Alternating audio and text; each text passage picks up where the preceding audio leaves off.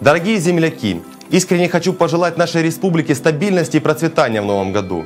А вам и вашим семьям крепкого здоровья, душевного тепла и благополучия. Пусть 2018 год в наши дома принесет только хорошее, светлое и прекрасное. Пусть все перемены, ожидающие нас, будут только к лучшему. С праздником, друзья! С Новым годом!